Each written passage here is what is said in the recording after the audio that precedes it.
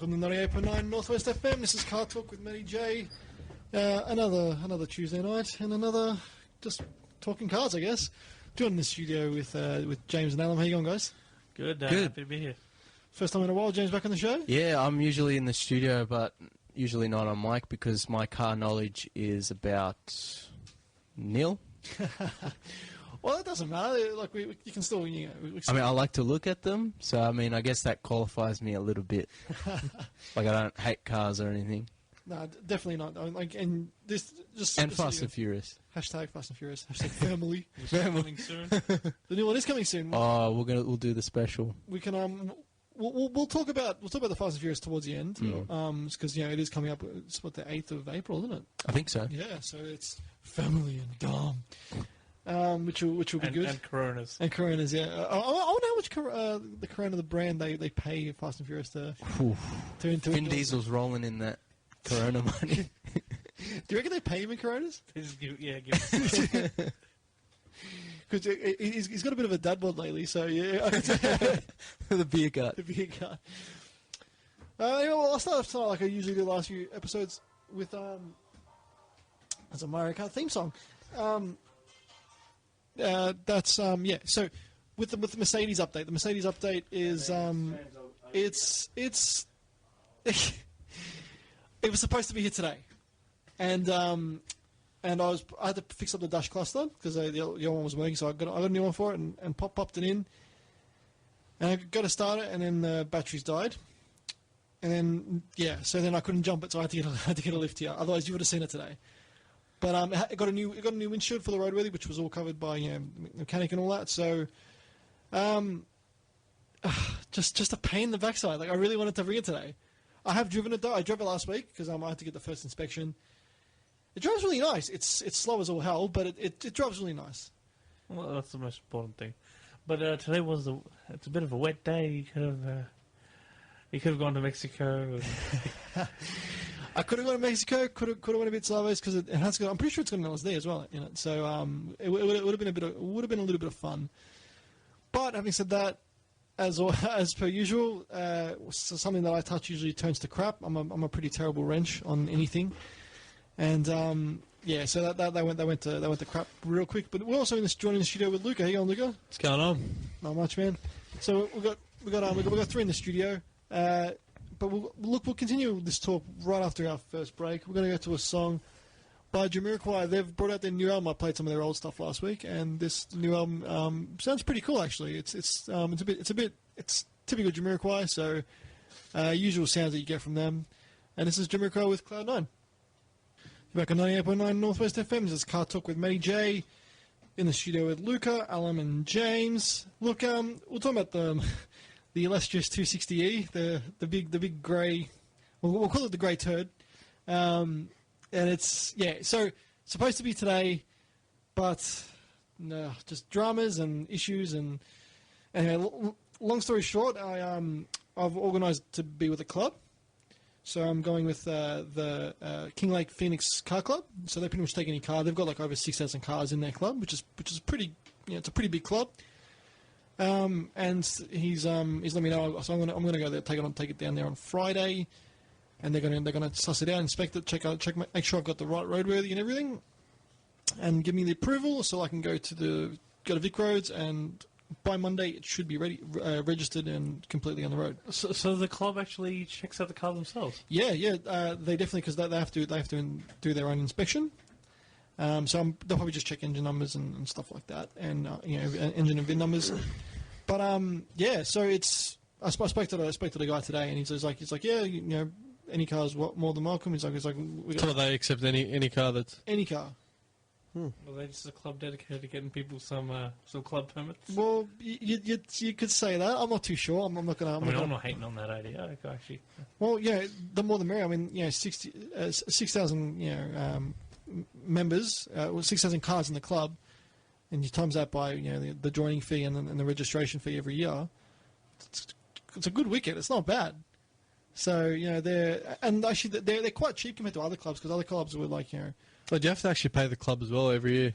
Yeah, but it's only a small fee. Like $30, $40. $50, yeah. So $50 is not bad considering the registration's like 75, I think it all. So all in $145 a year. $50 times 6,000. Just do the math. Do the math, and it's Pretty good. it's very good. So he gave me two options. Like, if you want us to come inspect your car at your place, he's like, we're happy to do that, but it's $100 extra. I'm like, man, I'll just bring it to you. You guys are in Thomastown, so I'll say. Was it a factory or? It's a factory, yeah. So can you have like stuff that's not legal on a normal roadworthy with club reg roadworthy? What do you mean by that? Like, just like if your car's real low or loud, like is it accepted I on think it club needs reg? to be passed. Because a few years ago, you'd be able to get club reg without roadworthy, because you could just apply for it, and you get. That's how the loophole with a lot of buckets got on the road. But now they require, as of last year, they require a roadworthy. But is it a different roadworthy or? It's just the same roadworthy. The car has to be just roadworthy. Right. But having said that, I've seen some cars with a modified plate. So like they're still coming to the heritage listing. But I think they've got instead of a H, they've got an M or something. Yeah, I'm pretty sure it's an M on the plate, and the M means it's like modified, but it's been mod plated. So by an engineer, it's been engineered. Oh, right. So I'm sure if you can get it like a car on bags and have it like on the floor, if it's been engineered, it's engineered. So Yeah. it will still come into roadworthy, which would be pretty good. But yeah, like I shopped around for a few clubs and I spoke to a few people. I know Grasses with club in particular, and Harley and Rob. But I spoke to Harley and Rob. I'm actually going with the club they're going with, because they are the cheapest club that I've seen, and they offer kind of like their service is really good. They're really chilled out, and so I thought it'd be best to go with them. But yeah, it pays to do your shopping, because like some cars, like for example, I was speaking to my mate Sam. He's with the Classic Skylines Club, so obviously you need a Skyline to join, and he's got club registration on his Skyline as he's joined with that club. So I guess it's finding the clubs that allow for pretty much anything, and working around that, because I know clubs can be club specific as anything. But yeah, look, we'll move it on. We were talking earlier about the fate of the Furious. We were. Like, Only the best movie franchise in the world. Of course, it is the Fast and Furious franchise. Why didn't they call it the Fam of the Furious? Because family. Because Dom and family. And, they should call it the Fast and the Coronas as the next one, because that's all they drink. Should call it the Fast and the Furious No Crust. No crust. BS asshole. No one likes this tune here. I'm in your face. This is going to just turn into an entire quote first. Well, the first movie is just a giant quote, really. Like you can pretty much say every line in that movie. We're gonna have a crossover special in a couple of weeks when the movie does come out, but we'll touch on it this week, because it comes out on 8th of April. First thoughts on Dom going rogue and going bad to the dark side. It's a trick. Like, he's just going to be like, oh, sorry, I had to go undercover or something stupid like that. It's because family, they asked me to pay. Like, it's just, at this point, they're just grasping at straws. They're just like, what can we do now? I mean, there's a submarine. And, I mean, really, the 10th movie, because they're going to do two more after this. They're going to do 2 more after. Luke just shakes his head in the studio. And the only place they're left to go is space. So eventually it's just going to be like F-Zero-X or whatever. Is it F-Zero? Yeah, where they're flying like hover cars. They're going to be racing in rockets. What was that? Racing in rockets. Oh, yeah. This is actually the beginning of Star Wars. Eventually they start It's a making prequel. ships. It was a sequel. This is a secret prequel. Dom's the first Jedi, and But I have full faith that until they absolutely run into the ground, kick it while it's dead. oh, it's already dead. No. But The last movie kind of killed as it. long as it's making money, it's alive. Oh. But until the point where they lose money on a release, until that point, they're going to keep going. You're always going to watch it because you've seen the previous 24. Yeah. So I'll be very intrigued to see how far they can take it. Well, like the last one was kind of just like they went kind of crazy. As James, They went too far. They went too like No, that's too Furious, far. Is it? Furious 6 turned it up to 11, and then Furious 7 like broke off the knob and like stamped on it and like put firecrackers in it. Like, I love silly, but it was too far. And it goes like there's a difference between a movie being over the top and silly, and a movie like not being Good. well constructed. Well, look, we're going to discuss this in further detail on the crossover, because we are doing a crossover special, which will be really cool. We're going to be talking about all the Fast and Furious episodes, so stay tuned. I would say that what's that? It'll be about 2 weeks, right? Yeah, 2 weeks till. What's the date today? 21st. 2 or 3 weeks. But we're going to organise the 2 hour special. 2 hour crossover special between Man vs Movies and CarTorque with Matty J. So it should be good. But I thought we'd touch on it because I was looking at some of the cars in the film, and Mighty Carmines did a bit of a. They went and looked at some of the cars, so throwing Lamborghinis into the ice, into water and stuff. Just when you I'm getting Die Another Day vibes. That's we don't want that. We don't want that. Well, what is your favourite of the franchise? I don't know. You're You're gonna hate me for saying that, but yeah, Tokyo Drift. There you go, Tokyo Drift. Nah, number 2. Number 2, Number 2 is a close second for me, I'd say. James. The first one. First one, yeah. It's still the best. It'll always be the best one. That's for me. That's my most favourite because it's so quotable, and it's a classic in its own right now. I mean, It's so good. Was number 4 where they went to like Mexico in an underground tunnel? yeah, it's number 4. Yeah. Yeah, that's when it's like stopped. That was alright, that movie. But anything after that, They went crazy. Yeah. They weren't car movies after that. They're more heist movies. Five was good because they Invigorated the series. Yeah, they changed it from a dying series to like a heist action movie series, and then they kind of ran it. Jason Statham in it. 5? That was number 6. No, 6. Which one was 5? No, it's not 7. He was in. Sorry, 5, 7. Like so, one's number 1, 2's number 2, 3's Tokyo Drift. Tokyo, 4's when they go to Mexico. What happens in 5? 5 is when they're running away from the law and they do that billionaire heist thing. The one with the rock in Brazil. Oh, that's when 5 is in Brazil. Yeah, Brazil. Yeah. The 5th one was good. You're in Brazil. Yeah, sorry. Yeah. That was a good one. Yeah, and 6 was good, and then 7 they just went stupid. 7 was when Brian. No, that's when it Brian- went stupid. Yeah. Sorry. That's when it went Have stupid. you seen that meme? There's like 4 different pictures of like Brian O'Connor's hair, and he goes, "Guys with hair like this have 0% chance of being in the next Fast and Furious."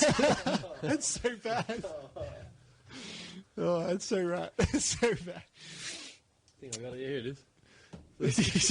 He showed me the meme. But yeah, look, But number 2 brought in the best character of the series, Tyrese. Tyrese, what's it called, Mr. Roman Pierce, and he's Nah, the best character was Eva Mendes.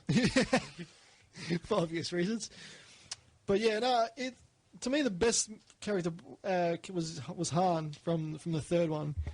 As much as we don't like Tokyo Drift, Han is like the greatest character of all time.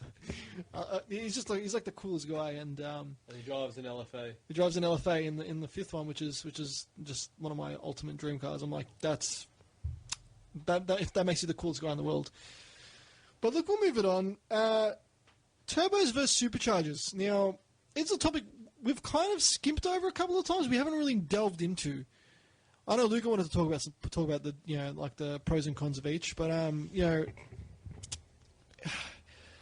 in regards to turbos, I guess the smaller turbos, they're all efficient in their own different ways depending on the application. So like most small cars have like a really tiny turbo to get the spool up to make them pretty much have the power from the get go.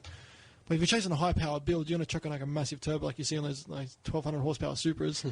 There's nothing till about like 7,000 RPM, and then they rev to like 10, and they pull like 7-second quarters. I saw one today actually. You should have seen the turbo on this thing. It was insane. It was on a 1320 video, and this thing still had IRS and still looked like an actual Supra. And it pulled like a 7. A 7? Yeah, it pulled a 7. It pulled a 7.1, I think it was. It was just insane. Like, the way this thing launched was, you could hear the the turbo start to build. Nothing, and just off the trans brake. And How does the trans brake work exactly? It cuts power to the. so basically, it's just like I'd say it's like a clutch it spools up the converter. So it's different from just sitting there and revving your car. Your engine's actually under. It's under load. Yeah, it's under load. That's how it works. And then as soon as you press the button, all torque just just converts goes, and yeah. goes. Yeah. So that's my understanding of how that works. But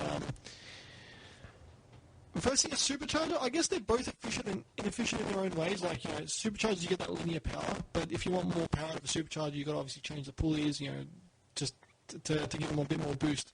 Whereas in a original turbo, you can kind of play with the wastegate or organize how much boost you want, actuators and all that. So I think with today's day and age, you'd be hard pressed to justify a supercharger or a turbocharger because of the availability of different kinds of turbos. You got twin scrolls now.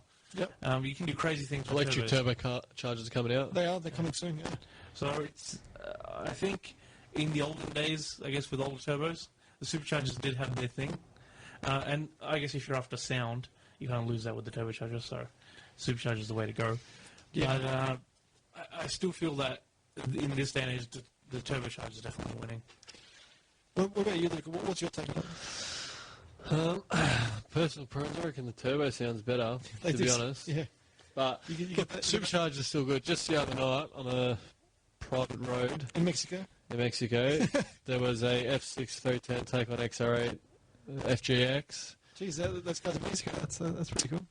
and have a guess which car won The F6? the F6. Marginally, but It's a modified F6 though, isn't it's a modified F6 versus stock XR8 FGX, which they're pretty quick cars They are to quick. keep, because that F6 was pushing 350 rears, so and the FJ kept up the it? XR. Was it like far behind? Was it a car? No, it was half a car.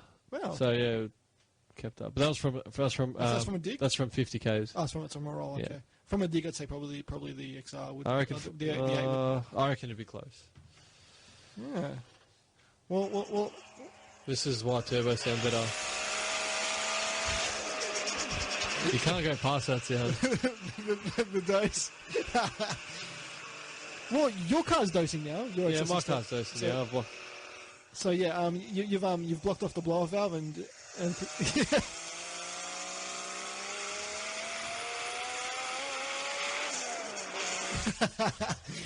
Yeah, you can't go past that sound. Yeah, I've blocked the blow-off valve, so it's getting a bit more of a flutter now. I wouldn't call it more of a dose, just a real deep flutter now. But yeah. So anyway, with your car, you've done your diff, and now you're building it. You're gonna rebuild your Yes, getting the gearbox fixed. getting the gearbox done. Bearings in the gearbox have kicked it, apparently, so still waiting the word from the mechanic, but that's what it's looking like at the moment. And it's a T56, but like everyone knows T56 is a crazy strong gearboxer. So I reckon it's probably just the bearings. Yeah. And what would cause that? Driver abuse? Or, Well, no. I don't even, I'll go easy on the gearbox, to be honest. But Anyway, anyway. but look, there is a case for superchargers because people say, "Oh, you don't get that." I reckon they sound pretty cool. They do sound good. Like the screech on the howl of a supercharger is pretty hard to it's a pretty nice noise. And I reckon some would argue it's like a cat in heat, and you get over it pretty quickly. well, look, I've been in a few supercharged cars, and they, the sound to me it won't get old. It's like the same with the flutter in the F6 or any turbo car you get. Having said that, you get that linear power band, which is what you want. But in today's day and age, as we were talking about before, with like twin scroll turbos, you're getting that linear power band anyway. Like you're getting pretty much zero lag, and they're like from any RPM, you're getting that straight boost. So superchargers in that aspect are kind of on their way out. But so you still see people in the tuning world doing. I think now it's more of a, what's what I'm looking for?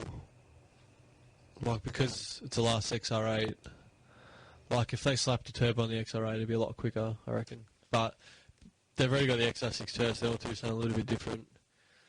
But, yeah, I don't know. Making a statement. You don't really see much, making a statement. It's like one last hurrah kind of thing, because I think Ford's going to like phase out superchargers. But in having said that, Coleman's done the same thing. They've supercharged the GS now, so you don't, I don't know, it's just you don't really see on Australian muscle like turbos on V8s. Yeah. Well, it's you either see like a big blower or you don't see much. Or it's just naturally Naturally aspirated. aspirated, like big cube, just big engine, all rotor power, which is really in a way, it's good to see an all rotor engine, but the supercharger helps kind of keep that linear power band going. But having said that, I still think there is a case for superchargers because they are so linear and they do keep that power. It's a constant power.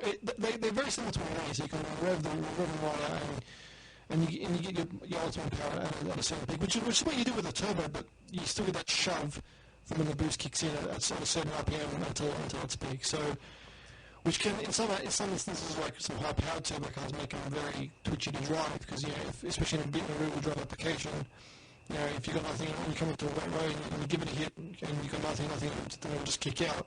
It can be a pretty scary experience. But in terms of cost for, I guess, modification of a car that originally never came with a turbo or never came with a supercharger, what would you not say that the supercharger is still going to be more difficult to?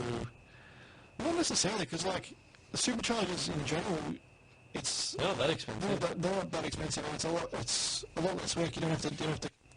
You haven't done anything with the exhaust manifold. No, exhaust manifold. You don't have to take any oil lines, nothing.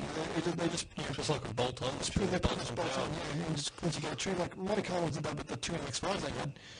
The turbo one needed more power, but that's because you have to change the pulleys and stuff on the supercharger one to get up the boost and get that same range.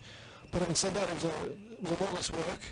But was that supercharger kit made for an MX-5? Exactly right, it was. So if you had a car that did not come with any kind of aftermarket manufacturer kit, in that case, it's same with the turbocharged car as well. So it's a car that no one makes any kind of manifolds for or anything else. Yep.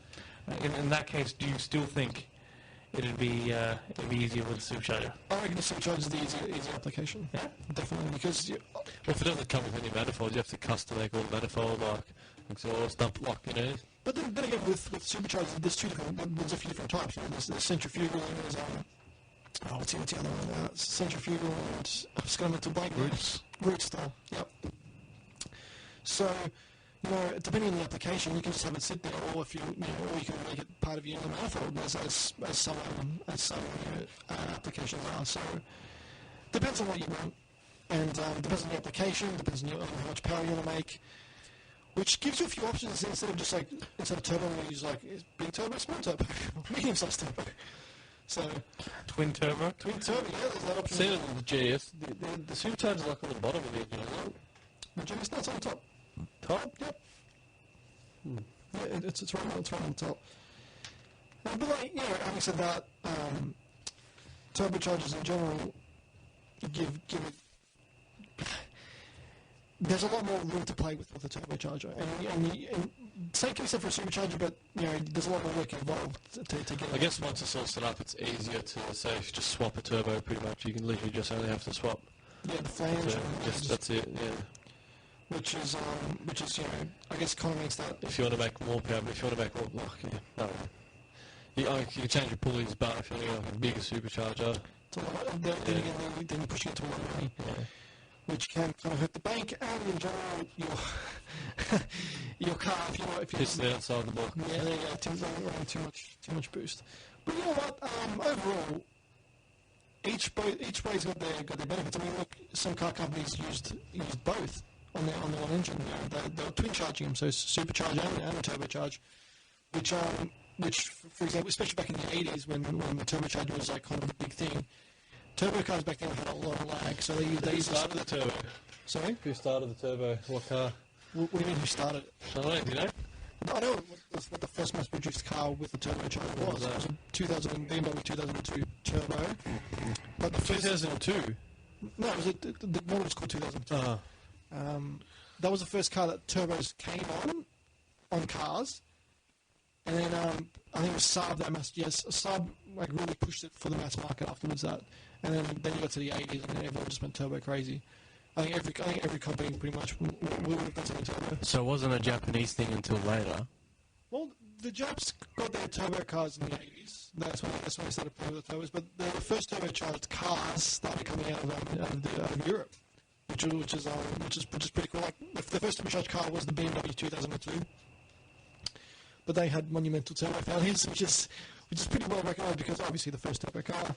Because before that, turbos were pretty much just on trucks and stuff that to give big torque. But Saab kind of really pioneered that technology, and I guess from the 80s that became history, and everyone was turbo or something. And Next question. yeah. Does blocking the blow valve harm the turbo? No, it doesn't. Like, it's... honestly, I've got this question a lot, and it doesn't. All that blocking the blow valve does is just figure out when your throttle body shuts, when you come off boost, or when you just take your foot off, take your foot off the accelerator in general, the throttle body will close. And all that compressed air usually will go out the blow valve. All it does is stop, hits the throttle body, and bounces back all through the piping. That's how you get that because it comes through all the piping and it comes back through the front of the compressor on the turbo. And people say, "Oh, it's going to damage your compressor." All it does is just move it a little bit. It does not harm it pretty much in any way. You see 1,000, 1,200 horsepower Supras and stuff. All the powerful cars have blocked blow valves just because they love the sound as I well. love the sound, and it's in no way, shape, or form has it been proven anyway that it's harming your turbo. It's always the armchair expert kind of answer. That, oh no, you're going to ruin your turbo. But there's, as far as I can tell, not very much documented at all about broken turbos from dosing. Nah, definitely not. I mean, like, and people say, look, you do get that little bit more lag when you come back on boost, but it's like hundredths of a second. Like, it's something so minute that it wouldn't even add up. So the question is, could you get enough boost pressure built that it would actually force the throttle plate open again? Well, if your throttle body kind of like fails, but yeah, it shouldn't. I wouldn't say. So you're looking at more catastrophic failure at that point. Catastrophic failure, yes. Yeah. And then it will get sucked into the intake. And then good luck to your engine. Rest in peace. Now, what about the legalities? Because I've seen an episode. I thought it was legal as long as it's plumbed back through. Well, see, it's so do I, but apparently it's not. So if you have a blocked blow valve, it's illegal. Oh, so if you block the blow valve, that's illegal. Yes, because it's still coming through the atmosphere because it's coming back through the turbo. That's garbage. No, Yeah, it's pretty garbage because I recall seeing an episode of what is it, Highway Patrol or something. It's one of those cops catching bad guys shows. Yeah. Bad guys on the road. And it was some young man with an XR6 turbo that was dosing. Was it the Ute? Blue Ute?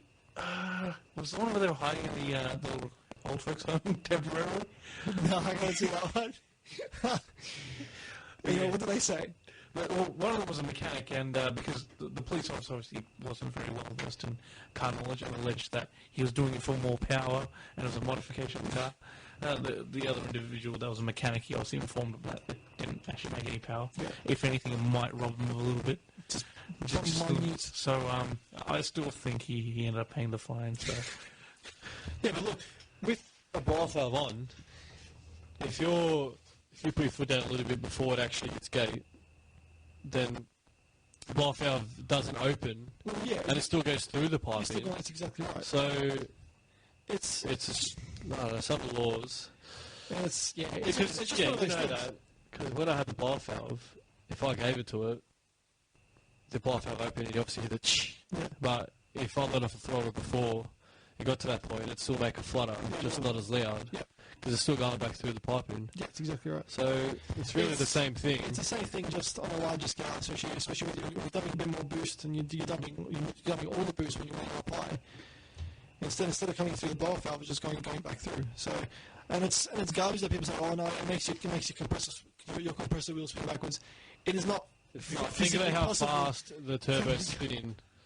It just cannot happen. So for people that are thinking that by dosing it is making your compressor spin backwards, Look at all the hectic valve turbos. the physics of that is just impossible. And yes, look at Hectic Habib's VL. That's a nice VL, by the way. Look, we've got to go to a song. We're going to go to the next song by Luke Million. This is his latest track featuring Sam Sparrow, who's making a comeback.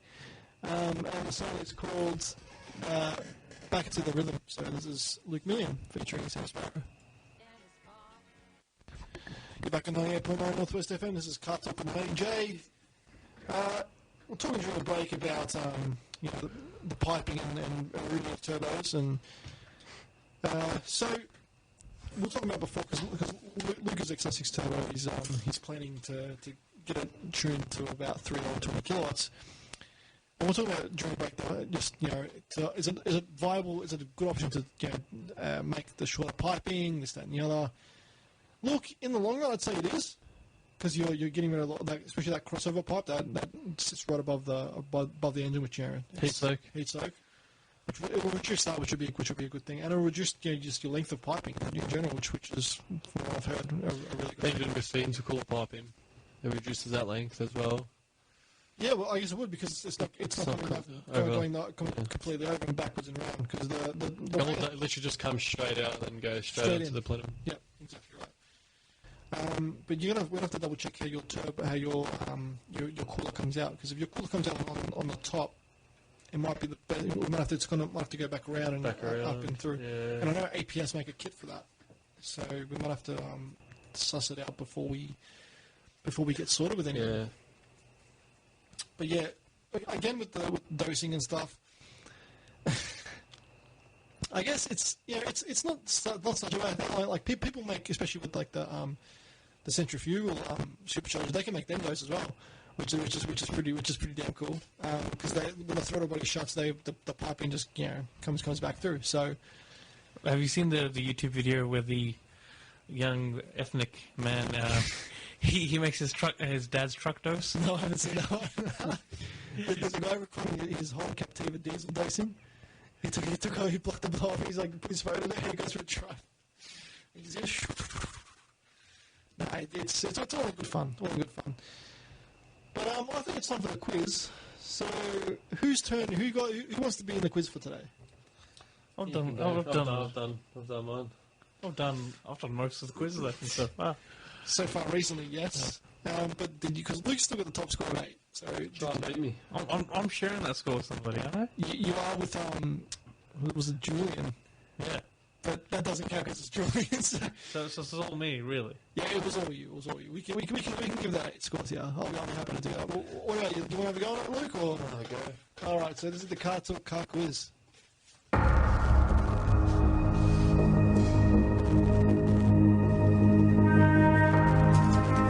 Question 1. The Ferrari 458 uses how many cylinders? 10? No, it's 8. I was thinking of the other one. You both got it wrong. Eight? 4, 5, 8. Yeah, it's 8. 4, 5, 8. Yeah. Question 2. Was that 458 naturally aspirated or turbocharged? Naturally. Question 3. Is blocking the blow-off valve illegal? Yes. There's no there, yes. Question 4. The facelifted Ford Mustang is due in what year?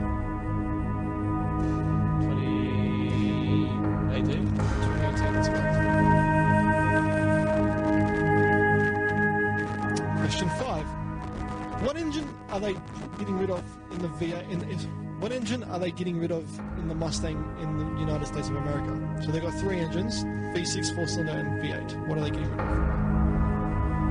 V6. They're getting rid of the V6, that's correct. Question 6. Name one vehicle that is an Opel sold as a whole in here. Astra. That'll be that. Question 7. On what model territory did the turbo come out? Can I say you? 2006.